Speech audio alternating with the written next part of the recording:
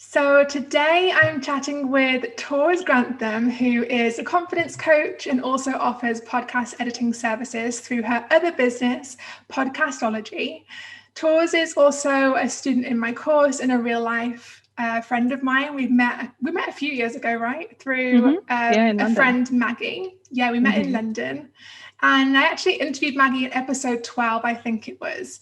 So we were all in the same mastermind together for a while. So I know firsthand that Tours is such a treasure trove of great advice, especially when it comes to all things confidence and podcasts and video. So welcome to the show, Tours. Thank you. You're making me blush. I mean, you know your stuff. Like, I'm pretty sure you've worked on the set of Doctor Who and stuff like that, Yes. right? Yes. Yeah, That's that's so where I cool. actually that was kind of why I started in the video side and the audio side of things, was because I literally had to sit down and think, what do I bring to the table? Well, about 10 years worth of professional television broadcasting probably should go on the list somewhere. So yeah, that's where it all came from, really. Yeah, you're like no stranger to all things video. So, I mean, share a bit more about how that all began for you in the video and podcasting side, and then also how you've decided to become a confidence coach. Yeah. So like I said, I worked in television for a number of years. I moved to Cardiff, I think it was 2006, to work with the BBC. We made all the behind the scenes programming for Doctor Who and Torchwood and Merlin and Being Human. And I did that for, I think it was like 4.5, maybe 5 years, and then burned out spectacularly. Like, seriously, I killed over sideways, and I quit television in a rather dramatic and petulant kind of way as a result, because I couldn't cope with the stress levels, because as much as TV looks very glamorous, it's actually very, very stressful, and it's very long hours, and it could be, you'd start at 9 in the morning, go till 2 o'clock in the morning, and you'd do that through transmission, which would be 13 weeks, 6 days a week. um, so I kind of burned out. But the problem the problem with deciding to get a proper job, I say with the air quotes there, is that nobody will hire you if you have television on your CV, because they think that you're going to get bored and it's not glamorous enough and that you'll leave. So nobody really wants to give you a chance. So I ended up hiring myself as a content writer, because that's actually my superpower, is writing. And I did that for about a year, managed to support myself. But it was, I'd say, like late 2010, early 2011, when keyword stuffing was still very much the thing to do. So it was like 500 words on garden sheds and 500 words on washing machines. So it wasn't particularly great. And I was desperately trying to find something that I could do that I felt that I would be competent in. And to be honest, video and audio didn't make it on the list, because I was terrified of going on camera and I was terrified of being on the microphone. So I didn't even think about it. I was just trying all these different things like web design and VAing and things. But I was also in Facebook groups answering everybody's questions on video and audio, because I knew the answers. It still didn't occur to me to do a business in video and audio, until people started asking me to help them with things. So that was really where that all started. And I did that for a number of years. I took a break. I think it was the last year. I've taken quite a break away from my personal brand, to focus on the podcastology side of things and the audio and podcasting services.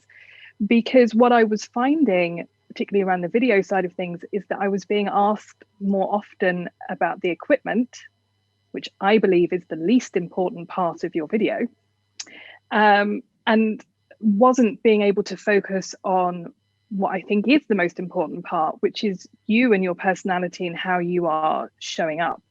So I wanted to take some time out to focus on my love of podcasts and keep money coming in, and start this business and be able to help women raise their voices, get their message out there, but give me an opportunity to sort of regroup and refocus. And that's where the confidence side of things really comes in. Is that's what really interests me, is how to help people who were like me, who were absolutely terrified. Like, I couldn't even press record on the camera. I couldn't even stand in front of the camera. It was terrible. So I really wanted to figure out a way that I could help people like me to become the leader of their business, and be visible, because I found that I was hiding everything about myself in an effort to not quite fit in. That's not quite the right word, but just to, do the most I could at that time, which wasn't enough to make my business successful. So yeah, I want to help people with that side of things.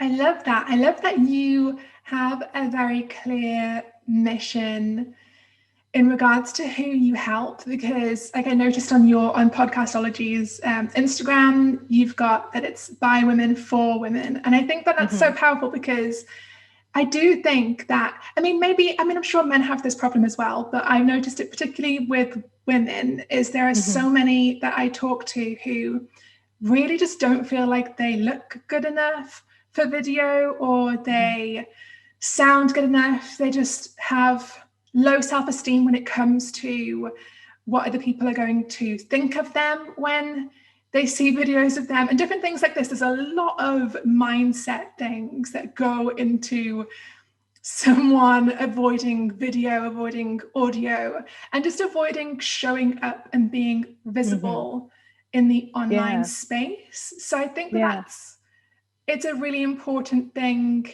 that you've decided to do with your business to help women with this, because I do think that it is such a big issue for so many of us. Yeah, and I think as well, what you find is that there are things that people aren't doing, like launching a course, for example, because video would be involved in that sort of medium, that sort of content. So there are things that they're not doing for their business because of this fear of being seen and being judged, and having any kind of negative feedback sent their way as well. So it kind of goes beyond just video marketing into various other areas of their business as well, which, and that's a real shame, because what people do is really important. Like, you could change the world with your business, but only if you actually show up for it. So that's such a good point. And I think as well, like, as women, we are taught from birth that how we look, it has value, when actually it doesn't. It doesn't at all. What we are, who we are, has value, not how we look. So it's no wonder that women in particular struggle with this side of things, because we are literally taught from day one that if we don't meet society's standards, then there's something wrong with us. And it's impossible to meet society's standards. It is absolutely impossible. And I think as well, when you look at what you do as a business, there are plenty of other people out there who do the same thing, and they probably do it in much the same way and for much the same price. There are going to be tens, if not hundreds, of other people who do what you do. What differentiates you is you. That's it. That's the differentiating factor. So if you're not leaning into who you are and your personality and sharing that, then there's nothing that helps you stand out from anybody else.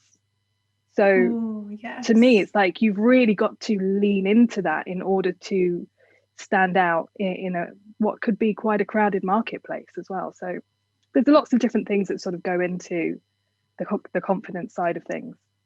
Yeah, and the reasons for getting on video and including it in your marketing strategy. Because I always say to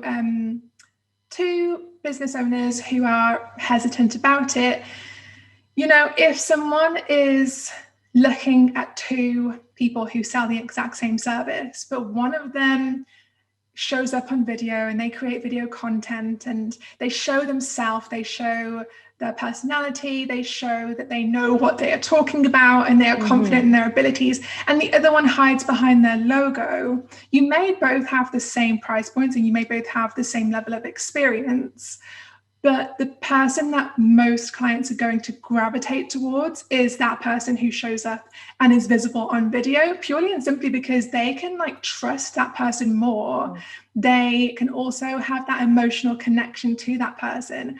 Whereas the person who never really shows themselves and just kind of hides behind their work, it doesn't build as much of a connection, I don't think, between you and your clients. No, I agree. Yeah, no, completely agree. And when you think about why your audience is your audience, again, it's because of you. That's the reason they're yours and not the other person that does what you do. It's because of how you are explaining things. It's because of your viewpoint, which is unique to you because of the way that you've gone through the world and the experiences that you've had. So it comes down to you and your personality and how you communicate with others that draws people in. And if you're not sharing that, then you're not drawing people in. Quite frankly, at the end of the day, you're hamstringing yourself with this, because you're going to get some traction, but not the kind of results that you could get if you were actually putting yourself out there. And when I say putting yourself out there, I don't mean just like share everything, just jump on camera and dance around. You can do it in a way that feels authentic and true to who you are. It doesn't have to be the same way that everybody else does it either. And that's one of the things that I'm really passionate about getting women to understand is it's individual. How you show up is individual to you because you are an individual. So figure that out and then inhabit that sort of little space that you've created for yourself, but do it as fully in that space as you possibly can. Yeah, just be yourself and be authentic on video. Because I do find that, with things like TikTok and Reels have become very popular recently. And I found that some people shy away from them because they think they have to do them in a certain way, the same way that everybody else is doing them. Like I've heard business owners say, I don't want to dance on camera, or I don't want to lip sync to something. But that you don't have to do that if you don't want to. It's not like a part of a contract. You must. When you sign up for this platform, you must prance around like a complete idiot and sing and dance and enjoy it. That is what you must do when you use that platform. No, you can use it any way you like.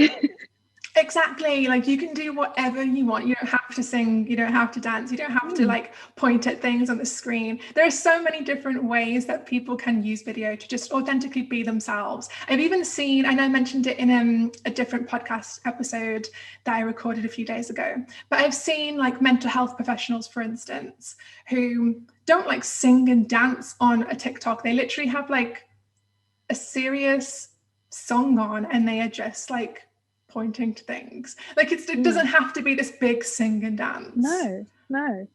And I think as well, like if you can come up with a way that works for you, because don't forget as well, like how you're showing up needs to be on brand as well. So it needs to feel like somebody can watch a piece of content, like a video content, and they go to your website and feel like it's the same person. So if your brand is quite serious, you don't really want to be doing all the crazy singing and dancing, because then that's a disconnect between who you are as a brand and how you're showing up on camera. So there needs to be that sort of thought underlying everything as well, which may actually be a comfort, because it means then if you've built this brand, how does that feel and how does that translate to feeling on camera? It's quite a good excuse then not to have to dance and sing if you don't want to, because you can be like, oh, my brand says no. Yeah, it's not on brand, so exactly. So have you before we like get more into talking about video and all of that good stuff, let's talk about confidence, because I feel like, to me, you seem like a very like quietly confident, self-assured woman. Have you always sort of been that way? You kind of seem like the type of person who just doesn't care what other people think, in a good way. Like, is that always what you've been like? Oh God, no. Absolutely not. No. I think in certain situations I've always had a kind of confidence. So competency and confidence are two very different things, but competency really helps with feeling confident. So in areas where I know that I am competent, I am very confident.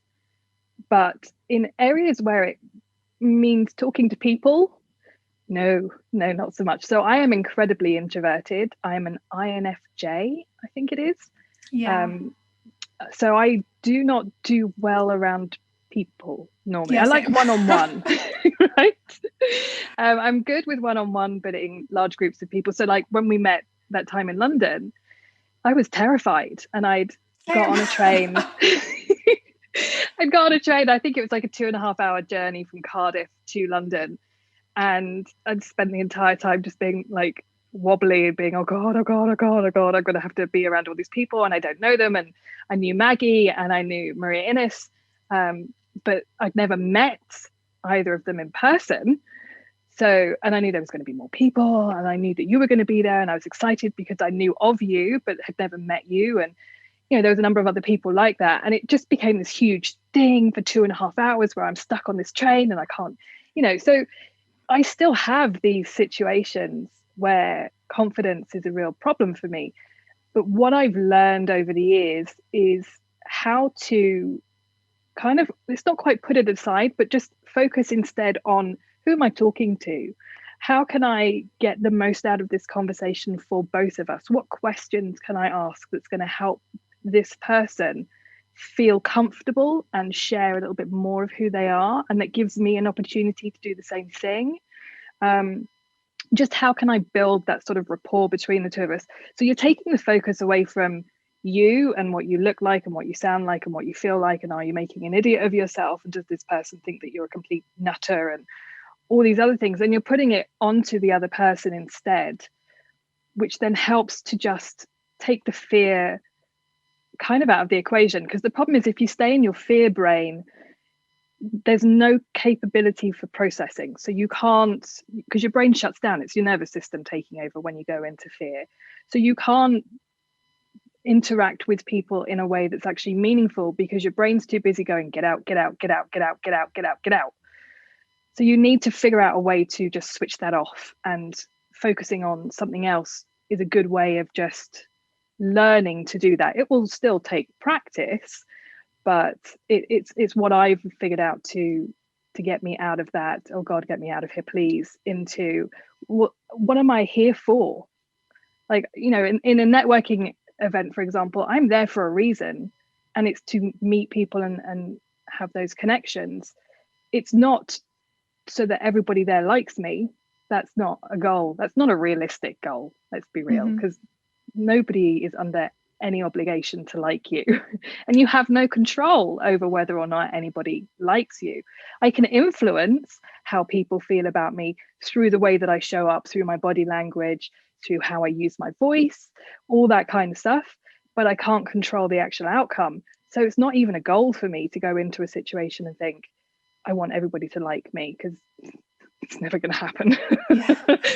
So yeah, just sort of figuring out these little tricks of take it away from you, control what you can control, which isn't very much, and just see what happens. The curiosity, I think that's one of the good things that I bring to the table. Like, I'm a very curious person. I'm a very nosy, let's be real, I'm a very nosy person.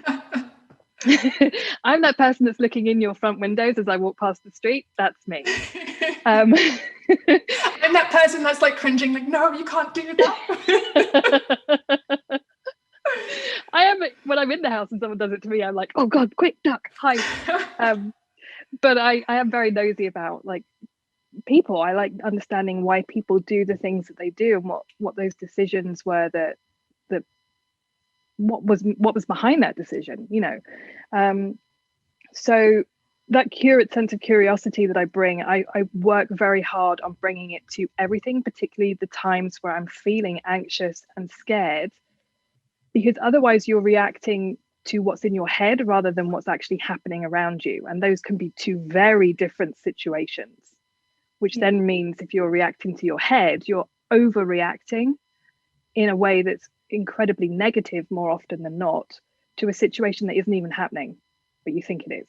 So yeah, curiosity has been a real guiding star for me, really. Yeah, I think that's such a good point. Like, it does pay off to be a curious person. I think if you can tap into that, then like you said, it pulls you out of that fear zone and helps you to focus on the bigger picture and what exactly you're there for, and what you can learn from the other people that are in the room. Absolutely, because I'm like you. I'm definitely introverted. Although I get many people make the presumption that I'm extroverted, which Same. always makes me smile because I think, where did that come from? Like, how did you how did you decide that about me? Like, literally, it blows my mind. But then I think about it and I just think back in years past when I was a lot younger, or maybe even 21-ish, I was so shy. Like, I was such a shy person, and I just did not like being around other people very much. And I was terrible in conversations, and I often think that I came across as rude. Mm-hmm. And I still sometimes do if I'm in that zone, to be honest, because I think, like, dodging out on the social side of things and like forgetting to say yes to party invites and things like this. I think I did come across as a bit rude. But I started to travel more, and particularly when I went to Central America, I was just like out all the time. There wasn't a single night where somebody wasn't like, oh, come out with me, come and have a drink with me, walk at the beach with me. And so I just kind of learned to be around people a lot more. And I think that has really helped me, is just putting myself out there to just be with people, listen to what they have to say. And just the more that I've been around people, the more comfortable I've been, I think. Yeah. Same situation for me. I used to, when I was at college, I couldn't walk into the pub by myself to go and meet friends. If I could get them to come to the flat and meet me there and walk with me to the pub, I'd be really happy. Failing that, I'd have to get them to come out of the pub and meet me. If I had to go into the pub by myself to meet them, more often than not, I'd just go home because I couldn't do it. And I did the same thing. I went to Australia and New Zealand for 2 years by myself. So I had to learn how to interact with other people because there was nobody else there. And that's really where things changed for me, is I learned how to make conversation, but I also learned how to be comfortable in my own company out. So now I can go into a bar by myself and not meet anybody at all and just have a drink. Yes. And I can go to the cinema by myself and have a good time. I don't worry about those things anymore, because that experience helped me understand as well that nobody actually cares. Nobody sits there thinking, oh God, Billy, no mates. They might clock you coming in, sitting by yourself and go, okay. And if they're thinking anything, normally what it is, my God, that person is so brave. I really wish I could do that too. Not anything negative about you, just, oh my God, you're here by yourself. Look at the memories on that woman. She is sitting here by herself, having a drink in a bar, doesn't care. I wish I could do that too. Because I know that when I saw people like that, pre me being that, that's exactly what I thought. I wish I could be just like you. It was never negative. But we get so caught up in these stories that we tell ourselves that we don't realize that actually, if you put yourself into the shoes of that person you think is judging you, would you actually be judging you? No, probably not. Yeah, I absolutely love that point, because I felt the same way. I used to not be able to go into a coffee shop alone, and I would always have to have a friend with me. I don't know why, but I just really needed that other person there. And if I was alone, I felt like everyone's eyes were on me, even though they weren't. They didn't care that I was in the coffee shop. But that's what it feels like, especially for anyone who's listening who maybe has something like social anxiety or just like anything like that. It can feel like the world is going to end if you go to the pub or the coffee shop alone. Does. It really does. It really does. Yeah. And then like you, particularly solo travel. Bali was my first trip solo, and I was so nervous when I got on the plane. I remember being so nervous. I was thinking, what am I doing traveling alone? I'm going to have to go to all these places on my own, and everyone's going to stare, and everyone's going to feel sorry for me because I'm not there with a friend. And it was the complete opposite. From the moment that I got on that plane and sat next to the person next to me, we struck up a conversation. And it was like, from that moment, it gave me the confidence to think, I can have a conversation with anyone, and there is connection all around us. Like, we're never truly alone, because there are so many other people around us. The connection is always available to us if we just make the move and just like go up to somebody. And so on that trip, I really, really learned that lesson, that I could just go and talk to anybody and nobody really minds, and nobody is really thinking about you. They're thinking about themselves. Yeah. And I think if people do come across as short, it's usually because, oh God, they've got somewhere they need to be and they don't actually have time to stop and talk to you. And it's nothing to do with you. It's just they can't do that in that moment in time. You know, but again, we take that in as, well, I obviously did something wrong. It's like, no, maybe they were 10 minutes late for picking their kid up. The school are called because they were sat outside by themselves and everybody else has gone home. Like, you've forgotten your child, come pick it up. And that's nothing to do with you. But we are not actually the center of everybody else's universe. We are the center of our own, and that's about it. Yes, exactly. So I think any introvert that is listening to this right now who feels anxious, socially anxious to go to networking events when a pandemic is not stopping us all from going to networking events, or if you're feeling, nervous to do podcast interviews like this or do video marketing, all of these different things that's involved with being a business owner, I think hopefully this part of this episode will just encourage you to know that even if you feel like it's impossible to overcome that nervousness, there are two introverts sat right here having a conversation on this podcast who have overcome that. So if we can do it, I'm pretty sure you can as well. Exactly. Yeah. Introversion is not an excuse not to. No, absolutely not. So, what would you say are your top 5 tips for introverts when it comes to getting started with video marketing? Okay, so I'm going to say number 1 is to sort of flip the script around the introversion a little bit and just think about the fact that video offers you an opportunity to stand in a room by yourself, talk to yourself, and still reach many, many, many, many, many, many people. But you don't actually have to be physically in front of them or talk to them, which I don't know about anybody else, but as an introvert, I'm just like, that is just perfect. Yeah. That is great for me. I can have a conversation with myself and then share it with other people, and it helps my business. That's awesome. So that's my first tip, is flip the script on it and actually think about it. There is no better way of communicating as an introvert than doing video, to my mind. Absolutely. The other one, my next tip is, you are entitled to having a private learning curve. You don't have to jump on camera and put that first video that you ever make out on the internet for everybody to see, because it's going to be rubbish, because you don't know what you're doing. So the first time you do anything, it's probably going to be rubbish, right? You have a learning curve involved in anything, and video is no different. So don't put that pressure on yourself to make it perfect. In fact, I would say do your best to screw it up. Make as many mistakes as you possibly can. Get it out of the way. Learn how to make a mistake and carry on. You will need to watch these videos that you're making back so that you can learn from them. That's actually the most difficult part. I was going to say, videos. I was going to say, what about all the people who are listening to that point and thinking to themselves, I don't want to watch myself on video? Yeah, unfortunately, you're going to have to at some point, because that's actually the key to getting over it. The problem with confidence is the only way to become confident and get past fear is through action. That's literally the only way you can do it. So you are, at some point, you are going to have to take action. Now, you can start making videos and you can not watch them back, and you can still learn, because you will be figuring things out as you're going along.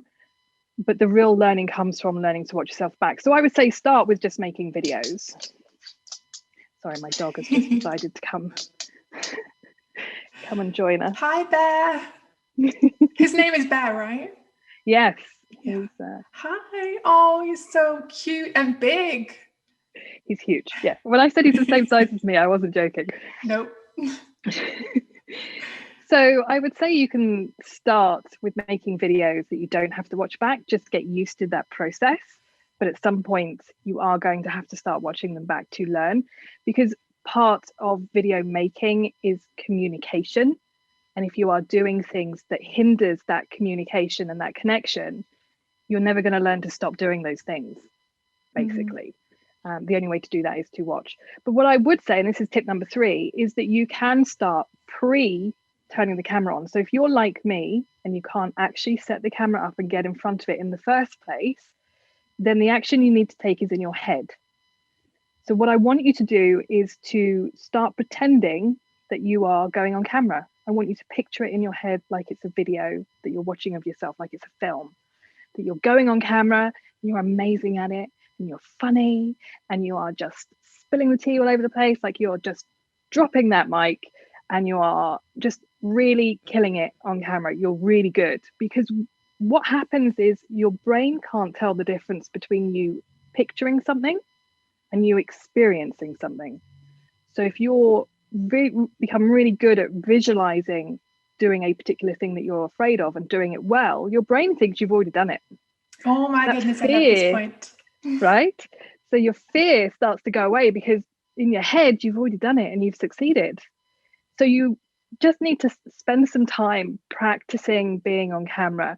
And what I used to do is I would set my phone up on its little tripod next to me on the work surface whilst I was doing the washing up. I wouldn't press record.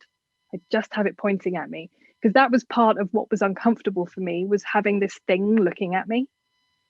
So I'd get used to this thing looking at me, and I'd do that. I'd be watching Netflix and I'd have it set up pointing at me. It wouldn't be recording, just getting used to it.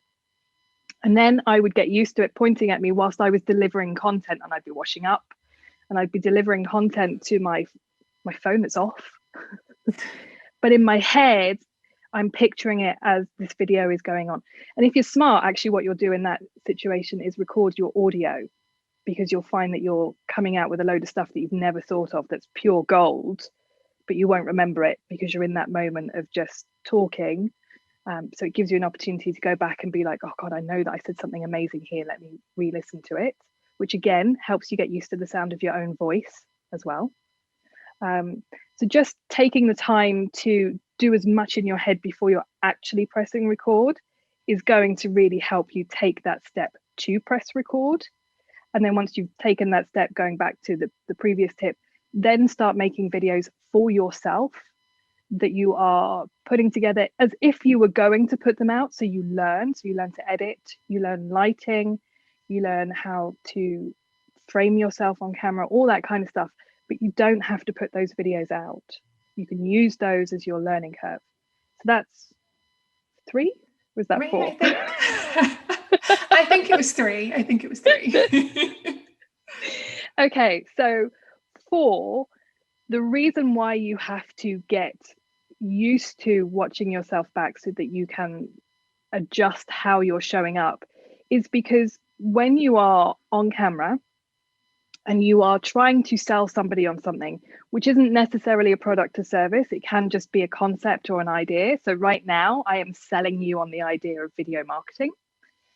When you're doing something like that, there are 3 different ways that we communicate: visually, verbally, and vocally. And all 3 of those things need to be in alignment when you're on camera selling, because if they're not, what people take away is not the words that you're saying. Okay, so visual communication is your body language. Verbal communication is the words you're saying. Vocal communication is how you're using your voice. If at any point one or more of those is not in alignment with the others, what people take away is 70% of the message comes from your body language. Okay, so that's actually what they're paying attention to. 20% is how you're using your voice, and only 10% is the words that you're saying. So if at any point any of those 3 things are out of alignment, people are listening to how you're saying something, not what you're saying. If you're nervous, how you're saying something is I'm nervous, not hey, I've got this great idea that I want you to buy into.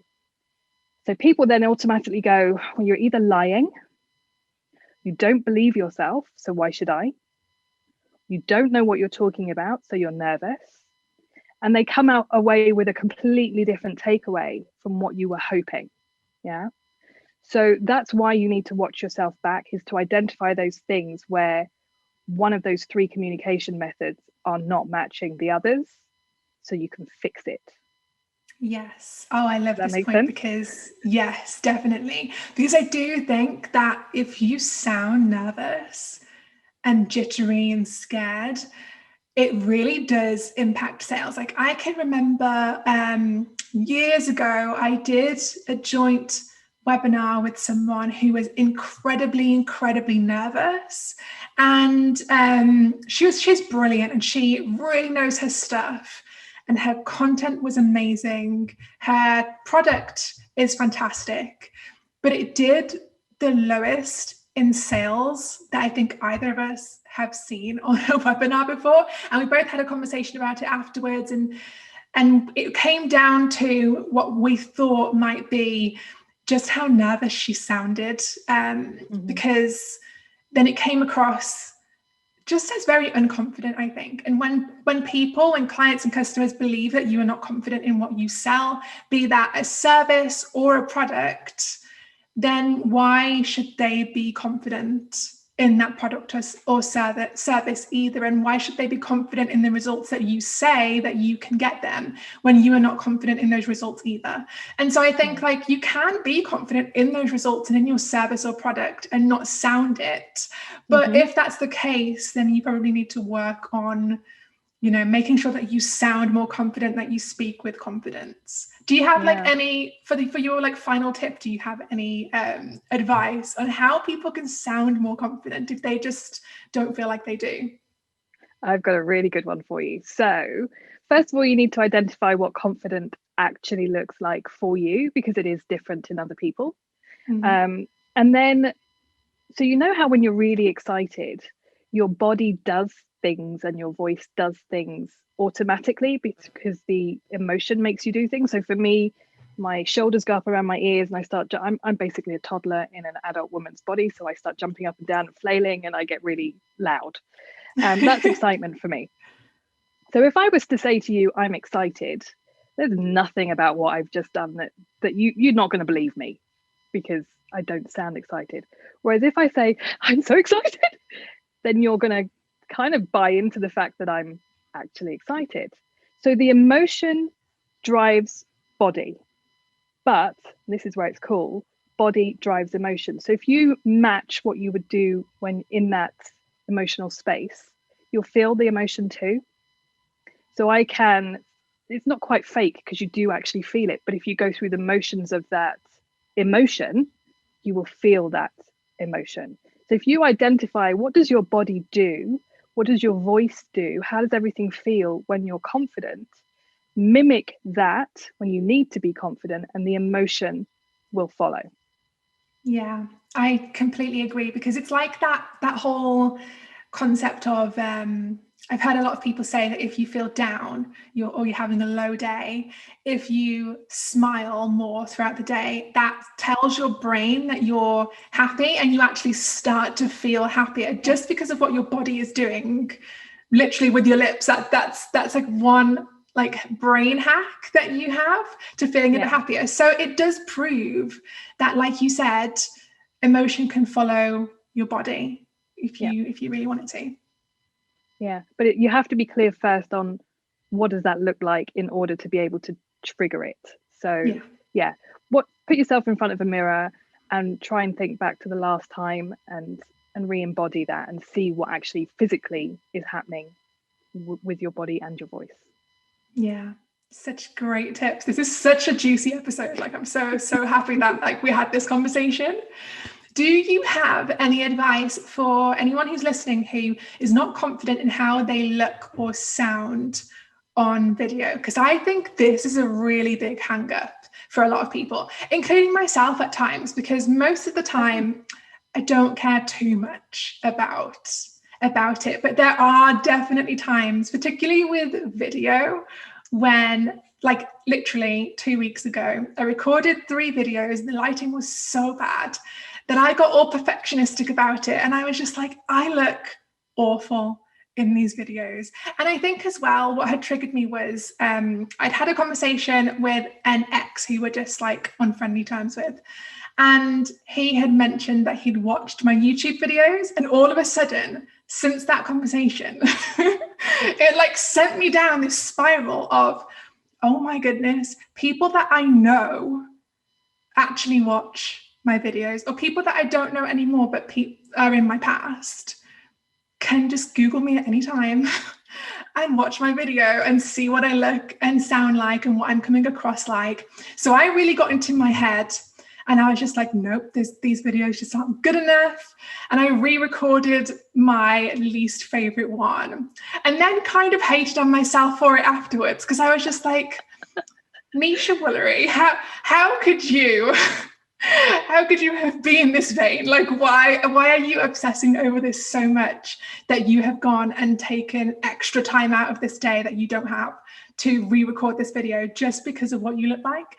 But anyway, that was a tangent. But do you have any advice for anyone who is, a bit worried about how they look or sound on video? Yeah, I'm going to address your tangent very quickly though. Yeah. So it is going to be something that's going to come back repeatedly. It might look slightly different, but it's going to come back repeatedly. But now that you've seen it crop up once, you can see the warning signs. So decide now, how are you going to knock yourself out of that spiral so that when it happens next time, you've already got a plan of action? Because that's going to be the best way to stop yourself from going into that negative spiral. I've got to hit that perfectionism. I've got to change things, because perfectionism is really just fear in disguise. Yeah. I think, was it Elizabeth Gilbert said it's just fear in better shoes. It's not something that's actually going to help you. So if you can figure out a way to knock yourself out of that spiral before you really get into it by looking at those warning signs, then that's a really good way to go. But in the first instance, if you are worried about how you look and how you sound, there are things you can do with your voice that can mitigate how you sound. So for example, there's nothing natural about my voice. Absolutely nothing. This is not the accent that I grew up with. This is not the pitch that my voice naturally sits at. I have lowered my voice and I have adjusted my accent. And I've done that to communicate better, which I did, late teens, early 20s. I'm not going to date myself. I'm not going to say how old that was, how long ago that was, but it was a long time ago, pre-video as we know it. So, and I did that because I was not comfortable with how my voice sounded. I chose this accent because I knew it would open more doors for me than the regional Cockney accent that is local to where I grew up. Oh my goodness, I love this point. I've done the same thing. Right? So, yes. But it was also, it's easier for people to understand me with a generic English accent than it is to use regional accents that mean that people outside of that location are going to struggle to understand what you're talking about. Now, I'm not saying get rid of your accent entirely, because there are still things that I do that come across a little bit Hertfordshire. But again, you'd have to know the region to hear it. Whereas if you're American or French, you're going to be able to understand me, particularly the Europeans are going to understand me an awful lot easier than if I spoke with a strong regional accent. So that was a decision I made quite early on, was the accent, and then lowering my voice came a little while later, just because I'd heard myself back one too many times and could not stand the sound of my own voice. So I changed it. So you can change things around your voice. When it comes to your face, you can't change it, not unless you're going to go and have extensive plastic surgery. And really, that's just taking things a little bit too far, right? So you can't change it. The only option you have is to accept it. So how do you accept it? Again, move that focus away from what you're feeling and thinking about being on camera, and put it onto who you are serving. So again, when you watch a video of someone, are you thinking, that person's darn attractive, I'm going to listen to everything they're saying, because obviously they're so attractive, they must know what they're talking about. Like, attractiveness and having value, like I said at the beginning, do not mean the same thing. So I watch videos and I don't even notice what the person looks like. unless there's something about that that is to do with the video. Like if I'm watching a particular, like a beauty blogger, for example, giving me some example of makeup, but they're doing it in a terrible way, then of course I'm going to be looking at what they're doing and what that looks like on their face and saying no. But that's pretty much the only time that how somebody is looking on camera matters. For the rest of the time, I'm like, what is the question I have? What is the answer I'm looking for? Am I getting that answer? Yes, wonderful. I'll watch more of your videos. If I don't get that answer, that's when I turn off the video. So again, just take yourself out of the equation, put it onto what value are you actually providing through your content, not your looks, and what kind of experience can you give your viewers? But also, one thing you can do is you can look at your lighting. That's something that can help as well, is you can adjust the lighting around you so that you're not accidentally making a feature stand out. So for example, I have a slightly big nose. It's not huge, but it's one of those things where it's like nobody else really notices. Like for you, I don't think. God, see, I don't notice it for you either. Exactly, right? But for me and for you, we've got big noses, so we're quite conscious of the fact that we've got, to us, big noses. Yeah, so that was the whole reason why I re-recorded that video. I was just like, no, I can't publish that. My nose looks like a potato. This is not going to work for me. But you also said there was poor lighting, so I'm going to bet the lighting was what caused your nose to look that way. It's not really about your nose, it's about how the lighting makes something look. So just be aware of that and think, do you know what? I'm not happy with how this is looking. If I move some lights around, or if I add some lights, and it doesn't have to be studio lighting, it can just be whatever lamps you've got in the house. Just make sure you're using the same kind of bulbs so you don't get different color temperatures of light. So some might be oranger, some might be bluer, depending on the color temperature of the bulb. But as long as you're using the same sort of light, then you can layer up as many lights, put your overhead light on, put loads of lamps all around you. I really recommend, IKEA have got a really good daylight balanced light bulb, and it literally says on there that it's daylight balanced, which is a blue kind of bulb, which then means as well, if you're filming with a window, it's not going to mix those color temperatures between your lights and the sunlight, because it's going to be along the same sort of color temperature scale. So play with lighting as well, but at the end of the day, there's nothing you can do about how you look, but also nobody cares. Yeah, just embrace what you look like. Yeah. And also I think that people don't necessarily relate to perfect looking people. Absolutely. Like when I go on Instagram, like I'm sure I follow influencers who look amazing, but I also follow a lot of people who just look like regular people, and it doesn't like affect how I see them. It doesn't affect how I view their content. Like it literally doesn't matter to me. And I often feel more connected to someone, or I feel like I have more in common with a business owner when they are just a normal person like me. And it also makes me feel more inspired by them, because I often think, not even just entrepreneurs, but people who've just done incredible things with their life, and they're just regular people, regular looking people. It inspires other regular people that they can be the same, achieve the same kind of level of things. So I would say that as well to everyone. Like nobody really wants to see a perfect looking person. Yeah, really good point. I think as well, the more perfect you are, the less human you feel. Yeah, that really does, like you were saying, that really does hinder that connection. And I think as well, there's a bit of its own epidemic of women in particular looking like other women. Like there's a very, I don't know, you know what I mean? Like the same clothes, the same sort of hairstyle, the same makeup styles. And in real life, there are people who don't fit into those molds, or people who don't want to fit into those molds.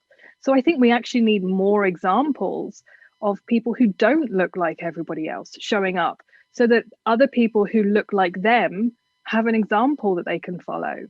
Yes, Sorry, go ahead. No, go.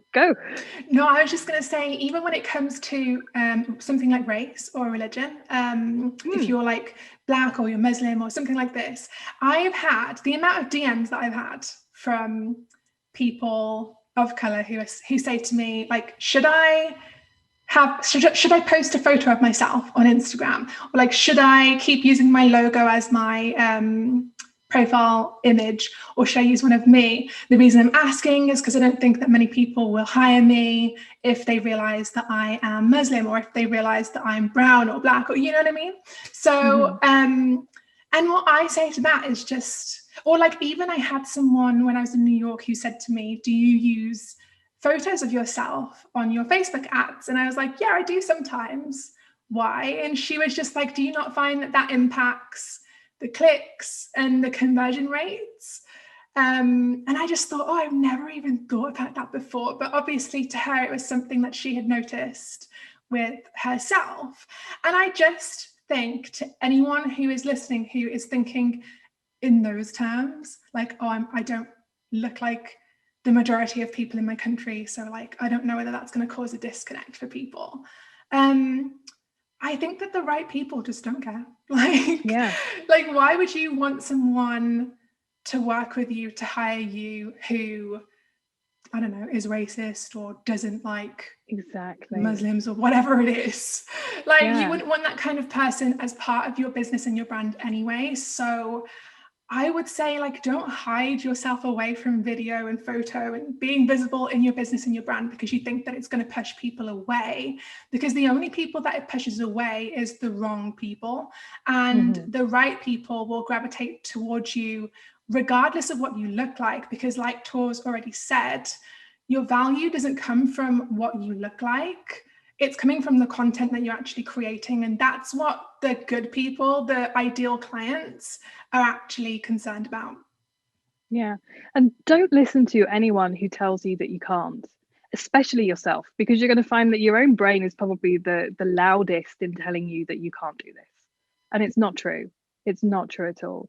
You just have to take that first step, and then the next step, and the next step. And if you're worried about negative feedback, negative comments, again, put a plan in place that if someone says something about how I look, this is how I'm going to react to it.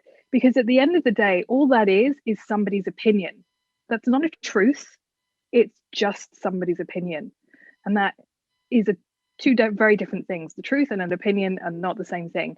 So again, put a plan in place of how are you going to cope with this.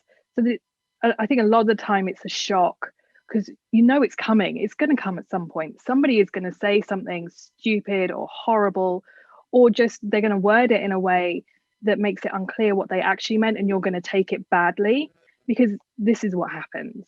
Yeah. So just figure all of that out as soon as possible. How are you going to cope with that? What will you do? So for me, it's like, I do not respond immediately. I go away for at least an hour, and depending on how upset I am, for up to 24 hours, so that I can calm down and take a step back and actually realize, am I knee-jerk reacting to something that I've thought that they've said? Again, reacting to something in my head and not what's actually happening, and making sure that I am responding to what actually happened, and deciding whether or not it even warrants a reaction, because sometimes it doesn't. Sometimes I was it's just better to ignore it. Yeah, I was going to say, I think, like, I haven't really had like very many comments on videos and things like that are negative, but if they are like rude, I just ignore it, because I just think to myself, is it worth my time and my energy? Probably not. So there we go, guys. Just ignore them if you want to. And blocking is always fun as well. Oh yes, definitely. The block button is your friend. Exactly. Let's see. I think we did have a couple of questions that a few of my followers sent in on Instagram. So we've got the Ivory Roses, who said, how do you do video marketing without oversharing? Okay. So first of all, there's a great quote by Cara Alwell-Labour, who is excellent. The Champagne Diet on Instagram, if you don't know her. And she says, share the breakthrough, not the breakdown. Again, two very different experiences for your audience. So don't ever share something as you're going through it. Share what you've learned after you've come out the other side of it. So that's the first thing. That's going to be a really good way of just oversharing, stopping that happening. But also decide what's off limits. There can be areas of your life that you don't share. You know, maybe you don't want to share your children. Maybe you don't want to share your relationship. Maybe you don't want to share your illness. You know, there could be anything that you decide is off limits. You don't have to share everything. And think about it from your audience's perspective. Like, what is going to give them really good insights? So for me, I love breakfast food. I love high heels. I hate wearing high heels, but I love high heels. So I have a lot of them. I love my dog. And I love learning languages. So at the moment, I'm learning Italian because I'm going to be moving to Rome as soon as I'm allowed out of this country. Very jealous. So, you know, these are things about me that I can share quite openly on social media that tell you a little bit about my personality. I love swords. I own 2 swords. So again, just quickly as an aside, whilst that reminds me, if you sit there thinking, well, Tors, you sound quite normal, there's nothing weird about you, of course you can show up and share these things. I have a Roman gladius short sword that I use to exercise with. Okay? I love that. So if you're thinking that you're just too weird, nuh-uh. There are weird things about everybody. So again, these are all things that I can share on social media that give you a little bit of an insight into who I am and my personality, but don't actually tell you anything about where I live or necessarily what my mindset is beyond what I decide I'm going to share with you. So again, you know, just pick those sort of things that you're going to talk about and then stick to them. Yeah. And if you decide to change them at any point, great, but you don't have to. You get to choose. Yeah. I think that's such a valid point. You get to choose what you share and you get to have boundaries. We all get to have our personal boundaries. And I do think like in business, particularly the more and more you grow, the more followers you get on platforms like Instagram, you are going to have people who don't want to respect your boundaries, who DM you personal questions that you don't want to answer. But I always just think to myself, if I don't want to answer it, I don't have to. That's literally it. I had somebody, no obligation. Exactly. I had somebody ask me the same question 4 times, I think it was, in DMs, and I hadn't answered it. It was a personal question, and I hadn't answered it the first time, the second time, the third time, and the 4th time it came. I was just like, I'm still not going to answer this question because, you know, I just don't have to. I think that we all should just bear that in mind when it comes to business. It doesn't mean just because you're on social media and you share parts of your life does not mean that everyone gets access to all of your life. And also, I think that it's a mistake to believe that others who are on Instagram are also showing their whole life, because I don't think anybody does. Honestly, nobody does. It's impossible to show because you know, you think about who you are to all the different people in your life and how you show up differently depending on who it is you're talking to. There are so many different facets of who you are that you couldn't possibly share that on social media. It's physically impossible. So yeah, nobody is showing up truly as themselves because nobody can, because who they are depends on the day, on whether or not you had enough coffee today and who you're talking to, and did you step on Lego when you got out of bed this morning? Because I don't know about you, but that puts me in a really bad mood. You know, there's so many things. So just determine what's off limits, and there's no shame or there's nothing wrong with turning around to somebody saying, I'm not going to answer that question, that's private, and that's not up for conversation with people who aren't part of my family. Yeah, you can literally say that to somebody or put it in your own words, but you can say that you can shut those conversations down as soon as they happen and make it very clear that you're not going to. And if they persist, then you can say, I've already told you I'm not going to answer that question. And if they persist, you say, if you keep persisting, I'm going to have to block you on social media because this topic of conversation is off limits. Again, you know, those boundaries and uphold them, because if you don't, nobody else will. Yeah, and boundaries, I think that boundaries is such an interesting topic because I think so many women find it awkward and almost wrong to have boundaries. And I do think that nowadays we're all having this wake up call where we realize that having boundaries is okay. And now it's just navigating how we assert them. I think that like many of us have tried to assert a boundary and it's come across as like way too stern and perhaps rude. And then sometimes we've like not asserted a boundary when we should have, and then it just made us feel bad. So I do think that it can be like a fine line to walk at times, but it doesn't mean that you shouldn't try, because at the end of the day, boundaries protect you. They're not there to like horribly keep people out. They're just there to protect you, and that's okay. You owe that to yourself in your business and in your personal life. You are responsible for you. So make sure that you're just, protecting the areas of your life that you don't want to share online. And if that is your kids or, your partner, whatever it is, that's totally fine. You don't have to feel pressured by anyone online to show certain aspects of yourself. Yeah. And you can only control how you react. You can't control how anybody else reacts. So just be aware of that. You could say things in the nicest possible way, but if somebody's having a bad day, they're going to take it badly and they're going to react badly. And again, that's no reflection on you. That's them not controlling how they react properly. So, it's not about you. At the end of the day, it's not about you. It's about them.